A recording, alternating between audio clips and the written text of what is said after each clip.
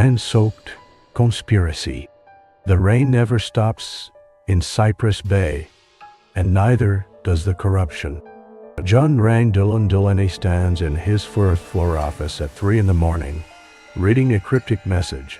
Find her before they do. She has what they want, and they'll kill for it. The scotch burns less than it used. Sure sign he's been drinking too much since the Torino case went sideways. Soft footsteps in the hallway make him reach for his Trentwit, but the woman who emerges from the shadows moves like smoke. Vivian Cross, he says, surprised.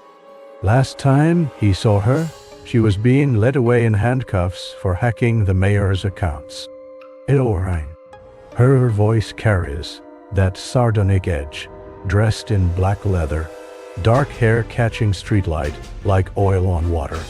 Still living in the same rat hole, taking case that'll get you killed. Thought you were in federal prison, never sentenced. When you have dirt on the right people, they make arrangements.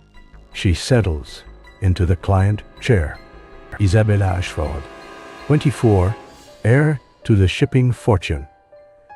Disappeared 3 days ago after her father acquired the Meridian fragment at auction. Rain knows the name. What's the fragment? Piece of an ancient artifact that supposedly control maritime trade routes. Sounds like nonsense until you realize it gives access to shipping manifest and customs documentation for every major Pacific port town. She produced a tablet showing financial records. Marcus Ashford's been funneling money to Blackwater, solutions linked to 6 kidnappings. 3 days ago, he transferred $2 million to the Caymans. The pieces click well. Rain worked for Marcus once, through a fixed fight to pay gambling debt. There's more, isn't there? Isabella isn't just some rich girl. She's been running an underground network helping trafficking victims escape. Using Daddy's resource, she discovered Marcus has been moving people like cargo for 15 years through Ashford shipping. Vivian's fingers fly across the tablet, showing manifest and port records painting a picture of systematic corruption. Human trafficking across 3 continents. Isabella found out when investigating discrepancies in humanitarian shipments to Southeast Asia. Rain stubbed out his cigarette. If they're planning to kill her, it'll be somewhere isolated. The warehouses by the docks. They head into rain-soaked streets. As they drive through the city's decay, Vivian reveals her connection. Isabella is my half-sister. Marcus Ashford is my biological father, though he's never acknowledged it. My mother was one of the women his organization trafficked from Eastern Europe 25 years ago. The revelation, it's rain hard. This isn't just about a missing heiress, it's about confronting the sins of the past. At the warehouse district, they spot a single light in a second-floor office. Through a broken window, they see Isabella bound to a chair, Marcus Ashford standing over her with Vincent Torres, his enforcer. The fragment gives us access to every shipping manifest in the Pacific network. Marcus is saying, we can track law enforcement, redirect cargo, coordinate with partners invisibly. She's seen too much, Torres replied flatly. Even overseas, she's too much rich. We can't afford exposure when we're so close to expanding. Vivian grips Rain's arm. Service entrance on the north side. I'll create a distraction while you take out Torres. She bypasses the electronic lock in seconds. When her distraction commissary light blazing, alarms wailing, fire suppression activating grain move through the chaos like a ghost. He encounters Torres on the stair. The first shot takes the enforcer in the shoulder, sending him tumbling down. Upstairs, Marcus aids a gun to Isabella's temple. Vivian steps from the shadows, weapon trained on his head. Let her go. You've taken enough from us. I don't know who you think you are, Marcus replies. But uncertainty creeps into his voice as he recognizes something familiar in her feature.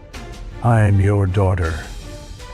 The one you never acknowledged, product of your arrangement with Katerina Volkov. I've spent my adult life learning everything about your operation so I could destroy it. Isabella's voice cuts through the tension. The fragment is useless without activation codes. I gave them to the FBI 3 days ago, along with copies of every manifest and financial record. They're coordinating with Interpol and the Coast Guard to shut you down permanently. Marcus laughs bitterly. You think you can stop something operating for decades? The network includes politicians, judges, officials throughout the Pacific Rim. Maybe, Vivian replies, finger tightening on the trigger. Good. It starts with you. The shot echoes louder than the rain. Marcus crumpled to the floor, and Isabella sobs with relief. Sirens wail, and emergency lights paint the warehouse red and blue. They free Isabella Tower. She tells them about months of investigation, victims she tried to help, networks she built for safe passage.